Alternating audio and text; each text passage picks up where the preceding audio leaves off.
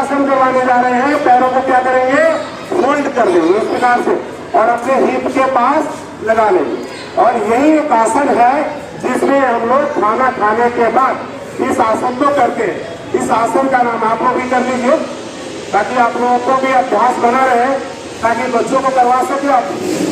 तो इसका नाम है वज्रासन। दोनों हाथों को अपने घुटने के ऊपर लगाते हैं और हिप को अपने एड़ी से सटा देते हैं। और इस प्रकार से खाना खाने के बाद अगर 5 से 10 मिनट लोग बैठते हैं तो आपका खाना पूरा डाइजेस्ट हो जाता है, आपका खाना पूरा हजम हो जाता है। तो इस प्रकार से सभी लोगों को खाना खाने के बाद 5 से 10 मिनट बैठना चाहिए। समझ में आ रही बात साहब? हमारी भाषा तो नहीं है अलग, समझ में आ रही आप लोग को? तो इसका नाम है वज्रासन। कौन सा आसन? वज्रासन। अब हम लोग करेंगे मंडूकासन। आजकल बहुत लोगों को डायबिटीज की समस्या बहुत ज्यादा रह रही है, तो डायबिटीज वाला कौन सा आसन करें? सभी लोग पूछते हैं, बहुत लोग पूछते हैं कि हम डायबिटीज जैसा कौन सा आसन करें तो हमारा डायबिटीज क्योर हो सके। क्योंकि हमारा इंसुलिन का स्तर जो बिगड़ता है तो शुगर की समस्या आने लगती है। तो अभी हम लोग क्या करेंगे, दोनों हाथों को इस प्रकार से फोल्ड करेंगे, अंगूठे को अंदर की तरफ रखेंगे और दोनों मुक्के को आपस में इस प्रकार से मिला दें। तो ये जो निकल है इस निकल से सटा दीजिए और दोनों निकल को अपने नाभि के पास लगाइए। देखिए मैं कैसे कर रहा हूँ आप लोग को बताने के लिए।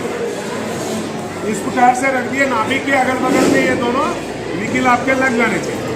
अब श्वासों को छोड़ते हुए, श्वास को बाहर निकालते हुए आप नीचे की तरफ जाएंगे और अपनी घुटने को जमीन में लगाने का प्रयास करेंगे। जिन लोगों से जितना होता है उतना ही करेंगे, जबरदस्ती ना करेंगे। श्वासों को छोड़ते हुए आगे की तरफ जाएंगे, जितना हो सकता है पेट की पूरी आपकी दबाव पड़ेगी। जब पूरी दबाव पड़ जाएगी तो आप देखेंगे, महसूस करेंगे कि आपके हाथ के पास धक इस तरह से करेगा।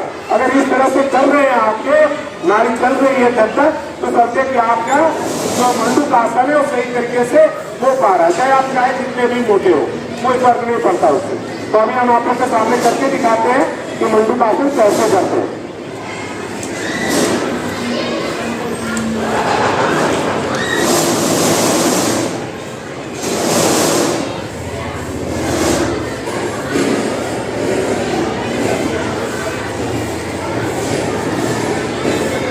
इस अवस्था में कम से कम आधा मिनट के लिए रुकेंगे, ज्यादा भी रुक सकते हैं। जब ज्यादा रुकेंगे तो अपने श्वासों को संभाल में कर सकते हैं, लेकिन अगर आधा मिनट रुकते हैं तो श्वासों को बाहर निकाल के रोके तो ज्यादा अच्छा होगा। फिर लंबा गहरा श्वास लेते हुए अपने सिर को अपनी पुरानी स्थिति में ऊपर आ जाएंगे। इसको बोलते हैं मंडूकासन। अब मंडूकासन को कैसे करते हैं, तो दोनों हथेली को, एक हथेली दूसरे हथेली के ऊपर रख लेते हैं और वही सेम क्रिया करते हैं। तो उसको बोलते हैं मंडूकासन का दूसरा। देख लीजिए कैसे करते हैं। हथेली आप अपने जो आप ये नाखून के पास रखेंगे, तो इससे गदेली के पास रखेंगे तो आपका ये प्रेशर होता है, इससे भी लाभ आपको मिलता है। एक तो दबता ही है, प्लस आपके नाखून से आपके गदेली दबते हैं तो उससे भी आपका रक्त संचार अच्छे ढंग से होता है। तो ये करें।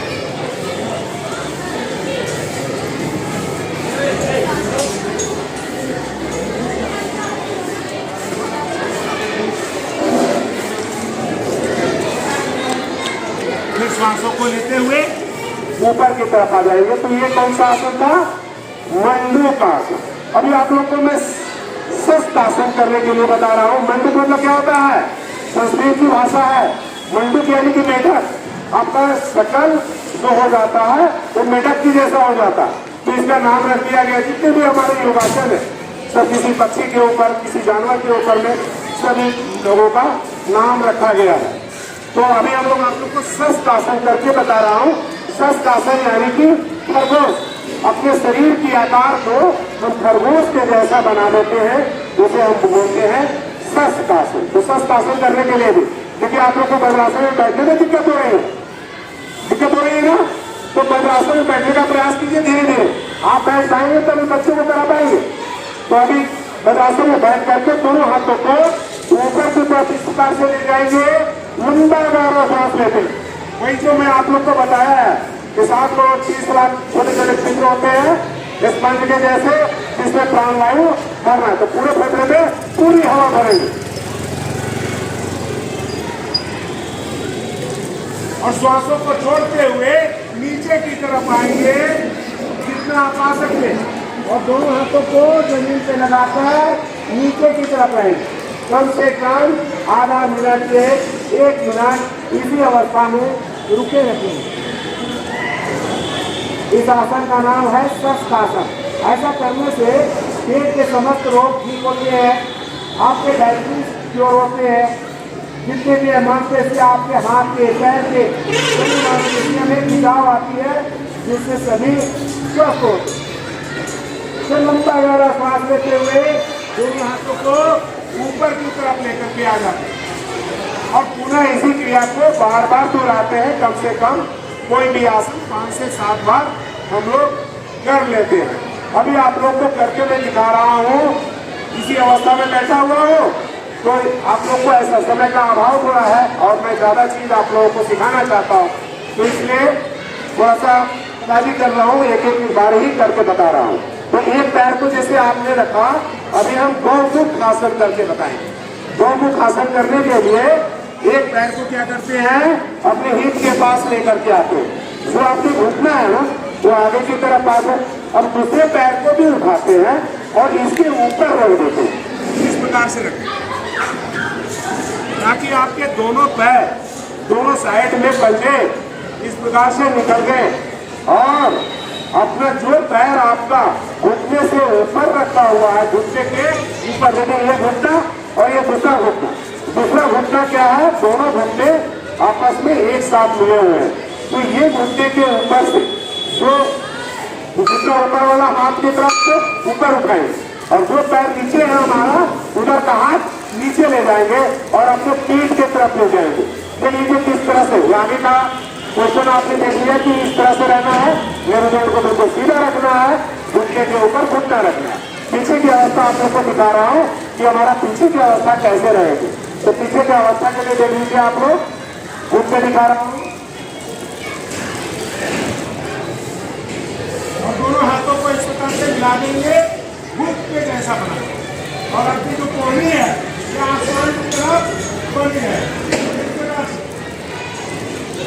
और यही चीज हम दूसरी तरफ से भी दोहराएंगे। इस आसन का नाम था गौमुख आसन। कौन सा आसन था, बोलिए आप लोग भी, गौमुख आसन।